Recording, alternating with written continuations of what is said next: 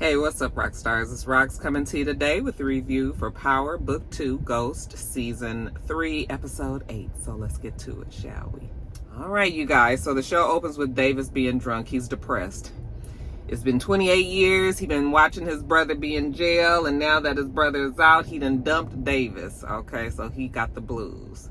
Overly Dedicated knows how he feel. Hell, Jenny took advantage of him as well. Yeah, life can be tough. So as they commiserate there, Davis looks at Overly Dedicated and was like, man, you know what? You half decent.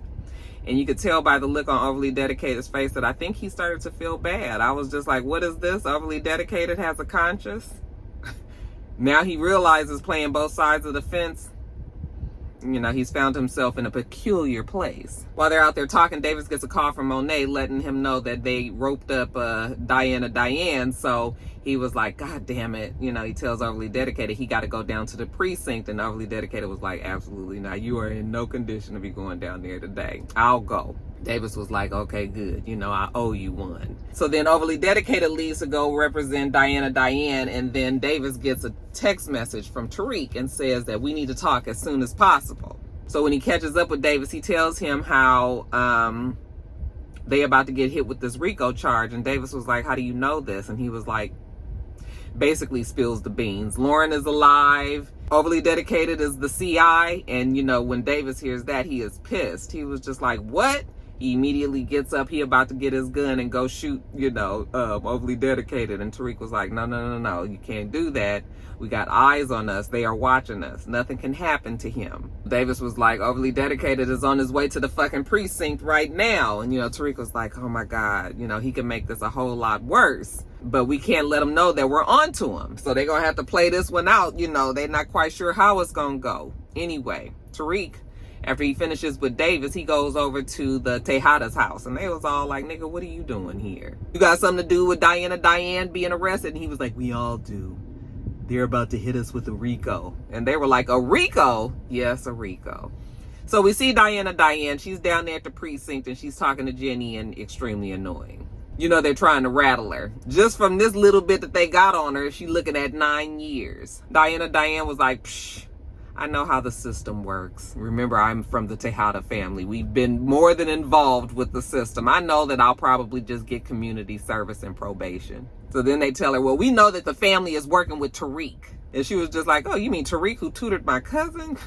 You guys are so funny. But tell me something. Who is it that you guys want? Do you want Tariq or are you trying to get Monet?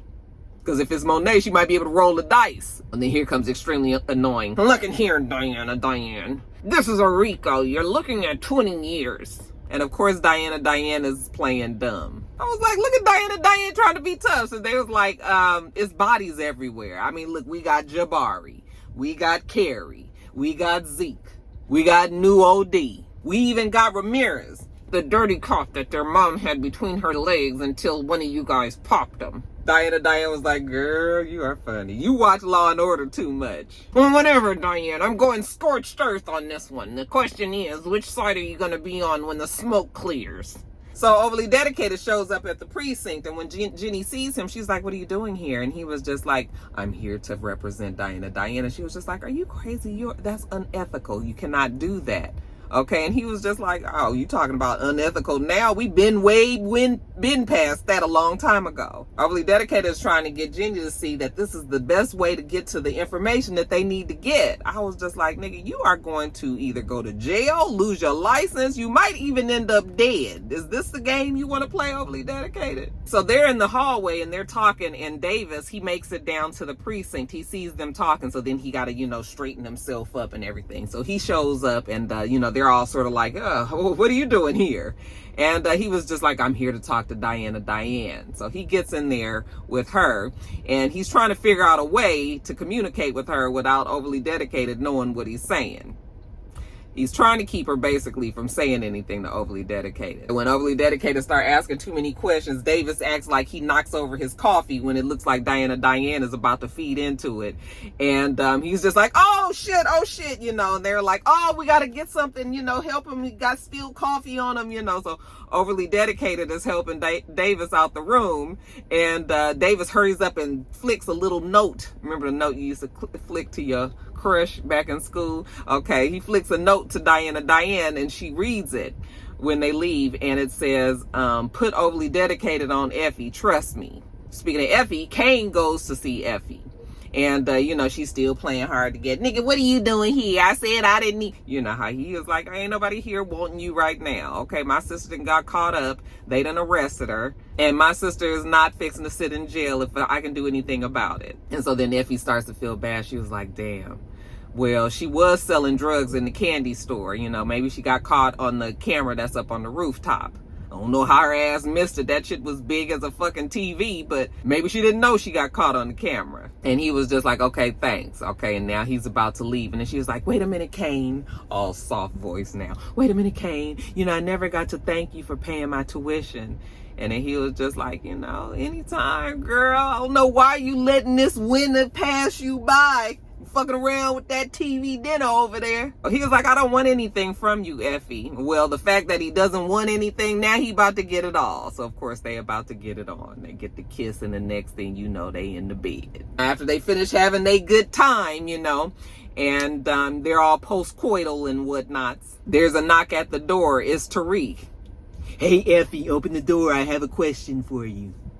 And Kane was just like, oh, what's this nigga coming over here for? She was just like, listen, I don't feel like this today. Like, can you please go hide in the bathroom? And he was like, are you serious? You really want me to hide in like some simp shit? And she was just like, please, not today. So he was like, man, this is some bullshit. You know, so he go and hide in the bathroom. So while he's in there, she lets Tariq in, and Tariq tells her how he got a job for her. And of course, she was like, nigga, fuck you. He was just like, no, listen, you need the money, and I need to move the product, and this is the best way to do it. And she was just like, okay, Tariq, if I do this, I want my own product. And he was like, fine, I give you a brick a week. So just get to this job, like I said. So while them two are having this conversation in the bedroom, Kane in the bathroom, he gets a text message from Monet, like, nigga, where are you? Okay, and he's on his way there. Now, while Kane was on his way back to the house, Monet is having a meeting with Evelyn and the Castillo brothers, and, you know, telling them how the block is super hot. We got to shut down all operation. Of course, the Castillo brothers is not feeling that. Like, what? We got to move this stuff. Yeah, well, we can't do it right now. The feds are watching us. Okay, they don't know anything about you guys. They don't know that we working with you guys, and we trying to, you know, keep it that way. And so, of course, they got all these questions, and Auntie was just like, trust me, the less you know, the better. Well, that is not going to do for the brothers. Fuck that. They irritated. You know, Evelyn was just like, I'm not losing another son to prison. I said, honey, you wait till you find out what happened to one of your sons. So Evelyn says, we gonna shut it down. Castillo brother is not feeling this. They ain't know where Gordo is. They've been trying to reach him. He not answering his phone. You know, so it's just like, all this is strange, okay? So after the meeting is over, they asked Drew, like, have you seen Gordo? And, you know, Drew, no, I haven't heard from him. You know, just, y'all was thick as thieves like this. Ace Boon Coons connected at the hip, conjoined twins, and then now all of a sudden you don't know where he is. So of course they looking at Drew with the side eye. Now by the time Kane makes it back, you know, Auntie is fed up. Nigga, where you been out there getting your dick wet, and I'm trying to help this family. They got a Rico on all of us. And Kane was like, well, did you tell Tariq, because he's in motion? And she was just like, don't worry about Tariq. We got it all situated. And don't tell Effie nothing, because, and he was like, wait a minute, y'all not trying to pin this shit on Effie, are you? That's fucked up. He said, I said, don't worry about it. Don't think for yourself, boy, because we already know you ain't got a brain. And he was just like, oh, no, I got a brain. You just don't want me to figure out that I don't need you anymore. Okay, again, like I said, don't think. Where the fuck my money at Western Holdings? And he was just like, oh, Ma, you just mad at me because I had a good idea. And she was just like, whatever, nigga. You know we can't trust them Negroes down there at the Wall Street. Now I got to go down there and get my money back. And again, I said, don't say nothing to nobody. Child, Auntie be so fed up with Kane. I can't wait till one of them kids get her. Now we see Kiki. Kiki goes over to Mel's house, and he was just like, Kiki, what are you doing here at my house? And she was just like, well, you didn't show up at work today, so your uncle thought maybe I need to come over here and check on you, make sure you didn't, go over the edge. And, Mel is still like just blown at the fact that the firm is really a Ponzi scheme, and how they done just fucked up all these people's money. They got RSJ's money, they got Tariq's money for his trust fund, and they got life insurance, Monet's life insurance policy for for Renzo. Okay, that's a whole lot to be worried about. She was just like, don't worry, it's gonna be fine. You up here with the bubble guts and you a big time drug dealer. Yeah, well, he know that, but his drugs is totally different than losing millions and billions of dollars. She was like, Auntie has been calling the firm, and you know we can't have the likes of a Monet Tejada calling Weston Holdings, okay? So you need to handle that. Mel says that he will. Now, Tariq goes and tells Mel that there is a RICO out on them. And he was like, a RICO? Like a YSL RICO? I started cracking up. Is that what they're known by on the streets? Yes, a YSL RICO. And we need to do something about it. We need to dead this. Well, Mel tells him, I got one better for you, honey. The Weston Holdings is a fucking Ponzi scheme. And Tariq was like, what? That means my trust fund is gone? Yep. Your trust fund, RSJ's money, Monet's money. This is bad news. Tariq was like, man, what are we gonna do? I'm tired of being on the defense all the time. We need to be on the offense sometimes. Yes, think ahead of the other person. Now, Monet, you know, true to her word, she put on her best country club, you know, ghetto fabulous garb. And she shows up on the golf course where Lucas is having lunch with some people, some clients, I presume. So, you know, she just show up, you know, like, he was like, may I help you? Yeah, motherfucker, I want my money back. Oh, Monet Tejada. Yes. They were like, do you know who she is? Yeah, Lucas knows who she is. Monet was like, and just in case you didn't know, I'm Monet Tejada, and when I call your office and say I want my money, then I'm expected back pronto. You give it back to me. And he was just like, okay, I'll do just that. She was like, I know the hell you will. And then she pick up his glass of martini and she take a sip. She say, damn, that's good. And she put it down. I said, look at Monet trying to have a moment. Overly Dedicated goes to talk to Diane alone, okay? And I'm a little worried, you know. He's telling her that anything that she tells him is in confidence. And she was just like, okay, well, she's thinking about telling them something, but she don't want Davis to know, okay? And Overly Dedicated, you can tell he's chomping at the bit. Like, you can go on and let me know. I won't let anybody else know. Next thing we know, we see Overly Dedicated trying to convince the team that they need to go after Effie. And so Extremely Annoying was like, where'd you get this information from? And he was just like, well, I may have forgot to tell you this, but I'm representing Diane, you know, Extremely Annoying. Are you out your goddamn mind? That's privileged information. Okay, nigga, you was playing a really dangerous game here. Well, Overly Dedicated and Jenny seem to think that this is the best way to go about things, you know, so they're trying to convince Extremely Annoying, and she's looking at them and she's like, oh, that's a real cute routine. Did you guys practice it in the bathtub? Extremely Annoying was like, your cover is about to be blown. Like, are you ready for that? Okay, because that shit can get serious.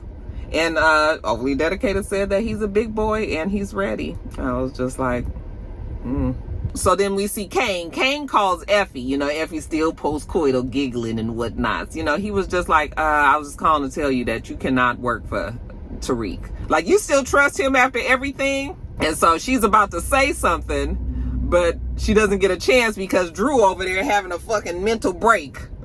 And so Kane hear all this screaming and yelling and shit flying and everything. He was like, let me call you back. Something going on with my overly dramatic brother. So Kane goes and he's like, what the fuck is wrong with you? And Drew just turns on the TV and is like, look, child, we got basketball. He over there in Oklahoma City. And he on the TV talking about how he gonna come out the closet. He gonna be the first openly gay NBA player. He's there with his boyfriend, some white boy. And that Drew don't know what to do about it. So he done killed the love of his life over some shit that he wasn't even sure about. And now he got to see basketball on the TV, you know. So he just so upset. He walking out. Kane said, where you going? He said, I'm about to go to the bar and drink until I black out. So we see Drew down to the bar, baby, and Drew is feeling really bad. I'm talking about he feeling mighty low. Okay, I'm talking about feeling real bad like Miss Sophia. And then when somebody is walking by him, and child, lo and behold, it's basketball and his white boyfriend, child. And Drew looks at him, and basketball was like, oh, Drew, I was going to tell you I was in town. I said, you mean to tell me you was on TV out there and you ain't let the poor boy know? And Drew was looking at him, you know, Drew look over at white boy sort of like all sarcastic and rude. Oh, you ain't had to tell me you was in town. I know I don't go along with your new gay persona. Drew was salty. He was like, I see your new white boy with his stripes. And the white boy was about to be like, you know what? And basketball was just, I said, listen, white boy, this ain't what you want. This nigga crazy. Unless you want basketball to be on brain detail today, I suggest you just leave Drew alone. You know, Drew would blow his fucking head off. So basketball was just like, nah, baby, chill. All right, baby, if you say so. Drew was just like, no, you ain't got to worry about it. I'm happy for you. Okay, you went and played basketball and you happy, you got your white boyfriend and everything. Look at me. You know, I thought I had the love of my life. Okay, had to kill the nigga because some shit got a little strange, but now I ain't got nobody. You know, everybody out there happy. What about me? What's supposed to happen to me? I just said the games. I said, Drew, I'm gonna need you to pull it together, man. You at the bar, you out in public. I was like, stand up, nigga. You know, basketball, hurry up and give him a hug. He'd start crying all on his chest and everything. I said, nobody but Drew. Now let's jump over to Tate. We see Tate, he's having a congressional debate with the person that's running against him for the governorship, okay? And, you know, it's the things that they talk about. This kind of stuff I just don't be interested in, you know, poverty, street crime, you know, drugs, fighting crime, blah-de-blah-de-blue. But we also see that Lucas is there, Mel, Tariq, RSJ, everybody is there interested in what Tate has to say. Harper is there as well, and afterwards she tells him, like, I heard that, you know, Weston Holdings is trying to get a hold of you. Like, I think that's a bad idea. Weston Holdings is the devil. You can't convince her otherwise. He says, well, can I convince you to marry me? Okay, interestingly enough, I think Tate actually does really like Harper, but Tate got too much dirt running through his veins to really even be in an honest relationship with anybody. She was like, nigga, I know you want me to be the doting wife and whatnots, but that ain't really her bag. Anyway, she stick to her guns. She ain't liking Weston Holdings, and he says that he will cancel that meeting. And then she says, okay, good. She's happy. I said, girl, don't trust it. After the debate, Tariq also talks to RSJ. And he basically lets RSJ know that Weston Holdings is a Ponzi scheme. RSJ is like, wait the fuck a minute here. You mean to tell me the only reason why my money is wrapped up in a Ponzi scheme is that when you came to me and told me that you wanted me to invest my money there? I said, oh yes, you took the advice of a 19-year-old college student that's an intern at Weston Holdings and put your billions of dollars in his hands. Who is the fool here? You up here arguing and yelling at this damn child when you really ought to be arguing and yelling at your damn stupid ass self for doing it in the first fucking place. But who am I? Who am I? Tariq was just like, you're not the only one whose money was there. My trust fund money was there as well. So you're not the only one fucked. What are we gonna do about this? Oh, well, he's a billionaire. I'm sure he'll figure out something. Now let's jump back over to Overly Dedicated. So Overly Dedicated is talking to Theo and, you know, kind of celebrating the fact that Theo is out and Theo's treatment is going really well and he's happy. You know, Overly Dedicated is happy for him too. I think he genuinely feels good about the fact that he helped this innocent man get out of jail. Davis was like, damn, nigga, can I talk to my brother alone? Shit. And Overly Dedicated was just like, I mean, okay. All right, going to talk to your brother. I'm out. So when Overly Dedicated leaves, Davis tells Theo that Overly Dedicated is a CI and, you know, he's working with the feds and all. That's all you needed to tell this obsessive brother that took the rap for you a long time ago. I don't know why Davis didn't think that his brother would want to do the same this time, but for some reason he did. So, you know, of course, Theo was just like, wasn't he ready to get to some action. He was just like, don't worry about it, brother. I'm going to take care of it, Davis tells Theo. And Theo was like, you know what? One day you going to do better if you realize you're not the smartest person in the room. I was like, oh, and I presume you would be the smartest one, Theo. Yeah, how did that work out for you the last 28 years? Now, when Overly Dedicated had left Theo and Davis, you know, Jenny called him and she told him, listen, things is about to start moving really, really fast. Like, are you sure you want your cover to be blown? You know, you the CI, you know, it could get a little dicey for you. Is that what you want? And Overly Dedicated tells her that's what he wants. And I was just like, all this for a piece of ass.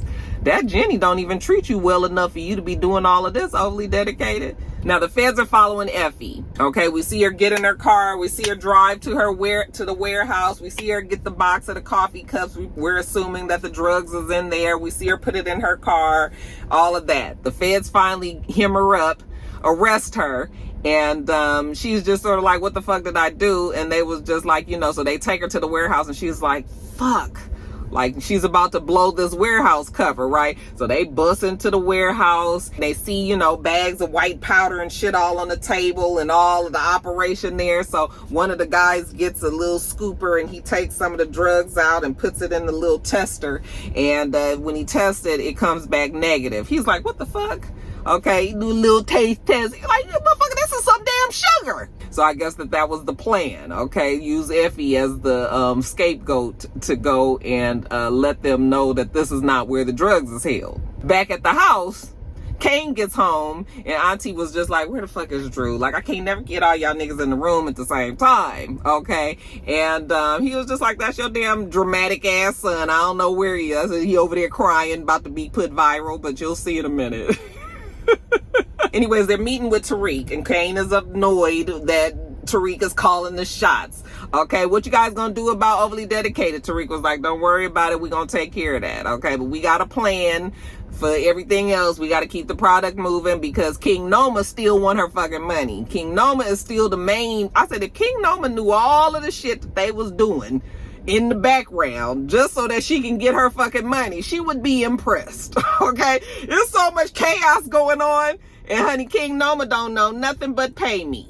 So yeah, while they having their meeting, there's a knock at the door, and Kane goes to answer it, and it's Effie. Okay, so she comes in and she was just like, I understand why you guys did what you did, and I'm not mad. Tariq was just like, well, we just had to throw him off of the scent, Effie. Sorry, my bad. We had to leave you in the dark because we needed it to work perfectly. Monet was just like, we all together now. It's all good, you know? And she was just like, because I would have did the exact same thing to either one of you guys, okay? Don't think just because I'm fucking Kane that everything is good now. So she walked out, Tariq leaves too, and Kane was just like, you knew about that? And Auntie was just like, well, I don't give a fuck who is fucking who around here. She don't trust Lucas, okay? She want her fucking money back, and she mean by Monday. I forgot to tell you guys that Monet was having a meeting with Evelyn, and she letting them know that everything is good now. Don't worry about it. And one of the Castillo brothers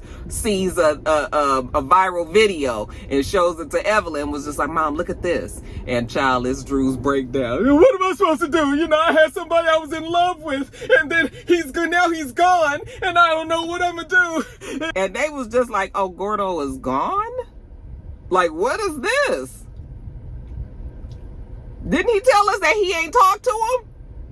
Okay, Evelyn was like, yeah, we need to have another meeting with Drew. I said, Drew, they on your ass. Drew gonna fuck around and get himself killed. Now, after the bus went bad, you know, Jenny is mad. She tells Overly Dedicated that they must be on to him because no drugs was found in the warehouse. He was just like, there's no way that they could be. But why couldn't they be? Everybody is forgetting that Lauren was out and unaccounted for some time. Why nobody assumed that she talked to Tariq? Anyway, Jenny was just like, you know, nigga, do I need to keep my good eye on you? Like, did you set me up to burn me? He was just like, no, Jenny, you got burned by your own fucking sloppy work. If you guys did things right, then Tariq would be behind bars. And Jenny was just like, I told you Diane was smart. And he was just like, is that all you are concerned about? That's all you care about, huh? And she was just like, yeah, nigga, you know what? She's sick of this mess. And she ain't fucking with Overly Dedicated no more. And you know what? I'm gonna pull your protection. Overly Dedicated was just like, ain't that about a bitch? You know what? It did feel good to like you for a little while. But you know what? You will never know what it feels like to have somebody actually really, really like you, because all you are is a slave to your fucking ambition. And that's a lonely ass life. And she was just like, you know what? Fuck you, Overly Dedicated. And he looks at her and he says, never again. Never again, Jenny. And I was like, no truer words have been spoken. Poor Overly Dedicated. So now, Overly Dedicated, even though he put up that front for Jenny, the nigga is nervous. He called Tariq and he says, Tariq, I just want to let you know that I know where Tasha and your sister is. So if I turn up dead, then that information is gonna go with me. All right, you'll never see him again. Now you need to put that in your memory bank. Okay, lock it in there. And then when he get in his car, child, who's in the car but Theo? I was just like, now Theo, what are you about to do? I know you didn't just get out of jail to find yourself right back up in there. But then I was like, Theo was happy in jail, so This ain't looking good for Overly Dedicated. RSJ has a meeting with Lucas. RSJ tells Lucas that he knows that it's a Ponzi scheme. Lucas is trying to, talk him out of it. No, that's a lie that my drug dealing nephew has made up. RSJ was like, look here, nigga, I don't give a fuck about what your nephew drug dealing, none of that. Okay, give me my damn money back. Give Tariq his fucking money back. And Mill was like, and give the Tejadas they damn money back too. Give them all their money back and we won't say nothing. Otherwise, RSJ gonna take it down to the SEC and we gonna let everybody know what the hell's going on at Weston Holdings, and that's gonna be very bad for your firm. Lucas is mad at Tariq and at Mill. And RSJ was like, shut the fuck up. You do anything to either one of these boys, and you know what? RSJ is going to call the commission and he going to leave an anonymous tip about all the shit that goes on over here at Weston Holdings. He said, well, you know what? I don't have the funds per se right now available for me to get it back to you, to RSJ. And RSJ was just like, I already developed a payment plan. You going to stick to that payment plan? And if you don't stick to the payment plan, then it's going to be trouble for you. Okay, let's hope the feds don't get involved with all of this before I get all my damn money back. Jumping over to Tate, Councilman Tate, what Harper found out that he actually did take the meeting with Weston Holdings, and she's mad. You lied to me. You said that you weren't going to take that meeting. Well, he did. She was like, see, this is the shit that I was talking about. This is the same kind of stuff that you used to do back in the day, and she don't like it. He say he's sorry, but he's ready to have a fully honest relationship now that he's had the meeting with Weston Holdings. So they gave him a big donation, and she was just like, you need to give him that donation back. And he was just like, oh no, I'm not doing that. Girl, I don't care what kind of bomb puss you got. Councilman Tate refuses to lose, and so she tells him, well, you losing me. Well, that's a loss that he just gonna have to deal with, sis. Now, Tariq goes to Davis and lets him hear the message that Overly Dedicated left on his phone. They don't know where Overly Dedicated is, but Davis assumes that he's probably on his way to the family bunker in Montana. Not quite. Now, Davis gets a call from Theo's treatment center, and apparently Theo's been lying to Davis, okay? The treatment isn't going well. Theo hasn't even been going at certain times, all of this. So, like, what's up? We went through all of this to get him in the program. The nigga not even coming, okay? So when Davis hangs up the phone, he's just sort of putting two and two together, and he realizes that his damn obsessed brother probably has something to do with the fact that they can't get in touch with Overly Dedicated. Because Davis had called Theo after he got off the phone with the treatment people, and he was just like, stop calling me and stop trying to get me to go to treatment, okay? And so then Davis has the light bulb, and he's just sort of like, oh shit, my brother always feels like he got to take up for me. Now he has a feeling he knows where both Overly Dedicated and Theo are. What time was that Overly Dedicated called you, Tariq? About an hour ago. And then Davis was just like, just got my brother written all over it. Tariq is just like, damn, we're fucked. And Davis is like, no, I think I know where they are. In the meantime, we get Diane out. And Diane tells Auntie, like, you know what? I'm done with this. Like, the charges are still pending. I want to get out of all of this. Auntie says Davis is going to take care of it. She says, well, you know what? I already realized that I just, Stansfield ain't for me. I'd rather go to Spelman. I already can get in there. We can pay the tuition there. Like, I already know it can work out there. Girl, if you don't get your black ass in that fucking car, you ain't going to no damn Atlanta. We see Kane and Effie, and now that they've decided that they're gonna give their relationship a try, I guess they're having another session, okay? And once it's over, Kane asks her, you cool with how everything went down? And she says, yeah, are you? And he says, yeah, okay, so they fine. Then there's a knock at the door. We're coming to check the rooms. And she was just like, okay, fuck, let me put my clothes on. So she goes and answers the door, and then here come Extremely Annoying and Jenny and the rest of the damn DEA. Effie Morales, you're under arrest. And she's looking like, what? What am I under arrest for? It wasn't no drugs in that warehouse. You guys saw everything. And she was just like, you're not under arrest for drugs. So when they take her out, she was like, well, what am I under arrest for? And then the window rolls down, and she's standing next to the police car, and the window rolls down, and it's Lauren. Okay? And she was just like, yes, that's her. That's the bitch that tried to kill me. And, Effie kind of looks at her and just is speechless. Like, oh my God, this girl is not dead. Okay? Did I just get ID'd by the victim? Yes, you did. Okay? So needless to say, Effie going to jail. When Kane saw that Lauren was still alive in that car, you know, he's just like, oh shit, this is bad news. Okay, so he take off. And then lastly, you guys, we see Theo. Theo has Overly Dedicated, and Overly Dedicated is trying to reason with him. Please don't do this. You don't want to do this. You just got out of jail. Put the gun down. And of course, Theo is not in his right mind. So this is a dicey situation. Davis and Tariq show up there, and Davis is trying to talk reason to his brother as well. Please, Theo, please put the gun down. Theo said, nah, he's dirty. He's a traitor. He working both sides. This nigga gotta go. Okay? Theo said that he lied to Davis about his treatments because he didn't want Davis to worry about him, but he never had any intentions of taking them damn treatments because he had already made peace with everything that happened in his life, and now he got to correct another thing. Tariq was just like, if you kill him, you're gonna make things worse for your brother. Okay?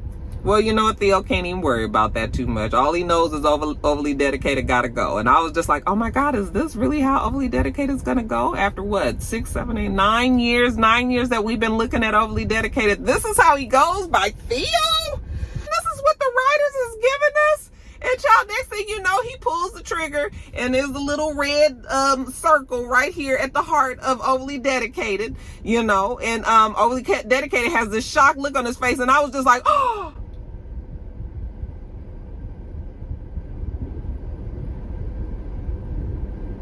This is how Overly Dedicated is gonna go out.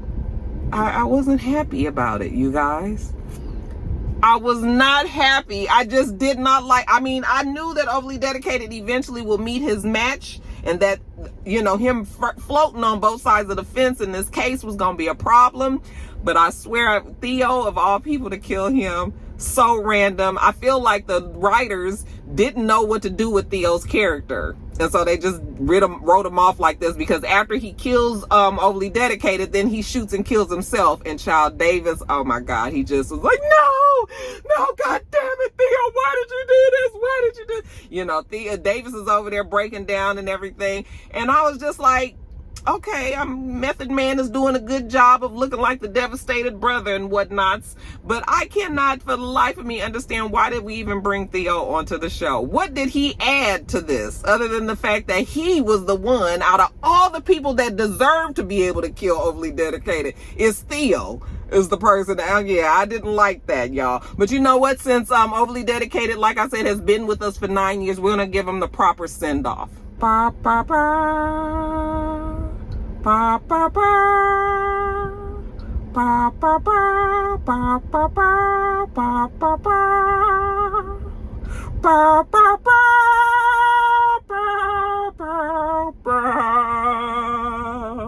ba ba ba. For Overly Dedicated, you guys, I didn't like the way he went out. Oh, I just didn't understand. I did not understand. I thought that his death would have been way more glorious, you guys, but it wasn't. I mean, I guess that's how it works sometimes. So yeah, Theo is dead. Overly Dedicated. Okay, give it up for Cooper Saxe. He kept us entertained for 9 years, you guys. Sure hate to see him go out like that.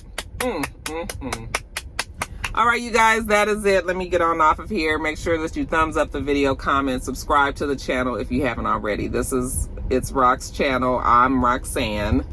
Everything else I do will be in the bottom bar. All right. So I hope that you have a wonderful, wonderful rest of your day, and I plan on doing the same. Till next time, Roxstars. Bye.